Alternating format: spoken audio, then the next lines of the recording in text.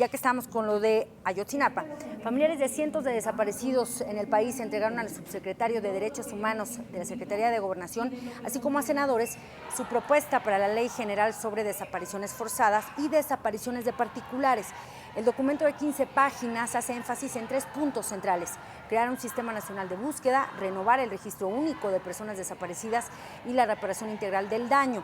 En el acto, los familiares destacaron que el gobierno está en una oportunidad histórica de crear una política de Estado que responda a las desapariciones. Por su parte, Campas Cifrián, el subsecretario de Derechos Humanos de la CEGOP, afirmó que se van a tomar en cuenta los planteamientos que hicieron los familiares, un trabajo, por cierto, de meses y de varios colectivos a lo largo de todo el país. Precisamente para hablarnos de esta iniciativa tenemos aquí en el estudio a Aide Cortés. Ella es integrante del Movimiento de Familiares de Desaparecidos en todo el país, concretamente de una organización que busca a secuestrados y desaparecidos en Guerrero. Aide, muy buenas noches. Buenas noches. Bueno, ella, hay que aclararlo, es esposa de un secuestrado, Jorge Gabriel Cerón Silva, quien fue secuestrado el 14 de marzo de 2007. Es importante porque hay que nombrarlos. Y en primer lugar, Aide, me gustaría hablar de esta iniciativa. Ustedes hablan de que, por ejemplo, en el tipo penal hay que cambiar el tipo. Personas que cambia de personas no localizadas o ausentes a personas que son víctimas de desaparición. ¿Por qué es tan relevante este cambio del tipo penal? Es relevante porque no existe en la ley una tipificación para la desaparición de personas por particulares. Es decir, si no existe en la ley algo que pene esa acción. Por ello es importante crear esta figura jurídica basada en el hecho de que no es una desaparición forzosa en el sentido estricto de que lo hicieron con ayuda del gobierno, sino que es de forma particular. Como que se quiere aligerar la carga de una desaparición forzada con este nombramiento, no localizados o ausentes. No aligerar, porque nosotros pedimos una equivalencia en cuanto a cuando se juzga a la condena, pero sí hacer la separación entre cuando tiene algo que ver el gobierno en cualquiera de sus niveles, en la desaparición, y cuando es hecha por particulares. Aide, ustedes han vivido como integrantes de estos colectivos, y usted concretamente, 8 años con el caso de su esposo. Hasta ahora, ¿cuál es la realidad de las personas o de las víctimas de desapariciones forzadas o de particulares? ¿Cómo es esta situación que vive no solo usted, sino familiares de más de 26,000 personas desaparecidas en el país, Aide? Pues tristemente es algo repetitivo, en donde las autoridades, primero que nada, nos van relegando, discriminando, porque primero empieza cuando uno va a hacer la denuncia, empiezan pensando o diciendo, afirmando que es posible que nuestros seres queridos hayan estado en malos pasos, ¿no? Lo cual hace que siempre, y sobre todo también la sociedad siempre dice, pues ¿en qué andaba?, ¿no? Se preguntan, aun cuando no tenga nada que ver en algo pues malo. Entonces, primero la policía ministerial empieza con esos cuestionamientos hacia nosotros. Hay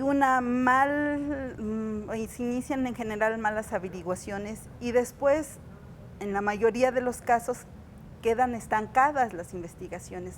No hay búsquedas reales de nuestros seres queridos. Las han tenido que hacer ustedes, ¿no? Ustedes se han convertido en investigadores. Sí, claro, porque hay cosas, por ejemplo, nosotros obtenemos información de las personas que estuvieron alrededor, a veces de los vecinos o incluso a personas que se acercan y nos dicen con pruebas muchas veces qué pudo haber pasado o qué pasó con nuestros familiares. Incluso hay personas que directamente señalan a los culpables y sin embargo la policía encargada de hacer las investigaciones no toma en cuenta lo que nosotros decimos, no toma en cuenta los testimonios y no hacen una búsqueda real.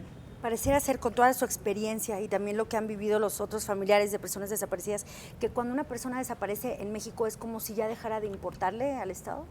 Sí, así es.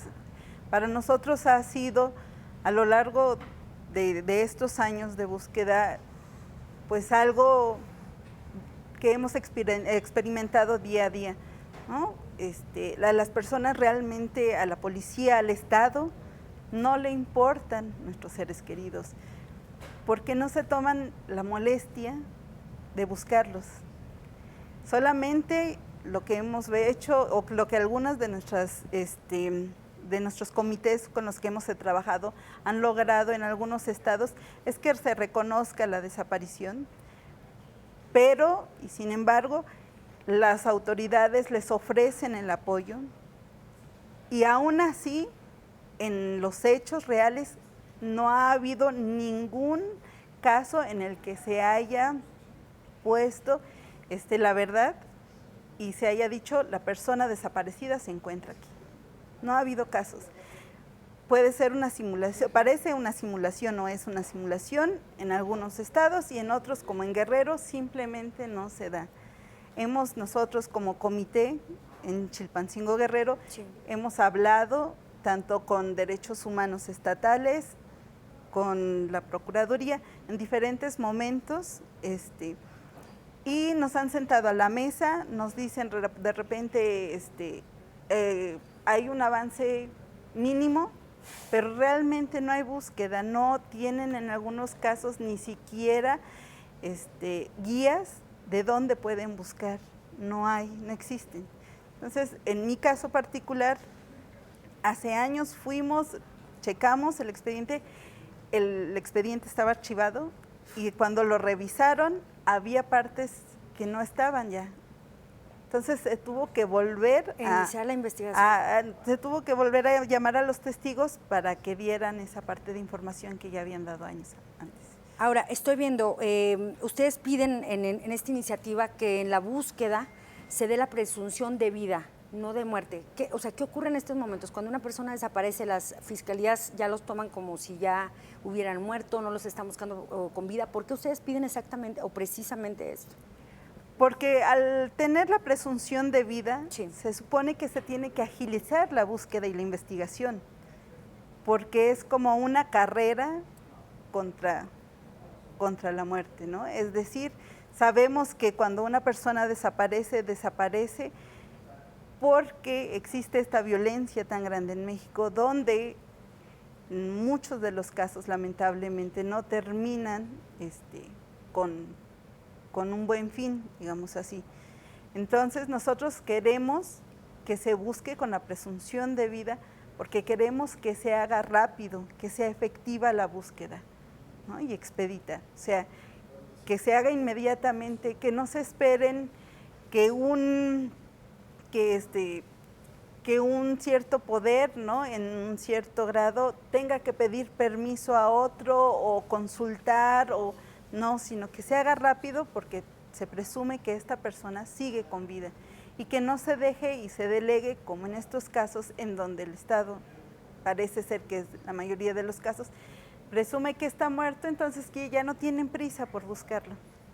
Esta ley, nada más por último, es su última esperanza, Aide, ¿es la Ley General de Desapariciones Forzadas para usted? No es nuestra última esperanza, pero sí es un camino que nos va a ayudar a buscar a nuestros seres queridos, porque es una ley que nos incluye a nosotros como víctimas también, y donde nosotros ponemos nuestra experiencia para que se pueda hacer una ley que abarque muchos aspectos que la ley que ahora tenemos no los abarca. Aide Cortés, muchísimas gracias por compartirnos algo de esta experiencia tan dura que ha enfrentado, no solo usted, sino miles de familiares. Gracias, Aide Cortés, buenas noches. Muchas gracias.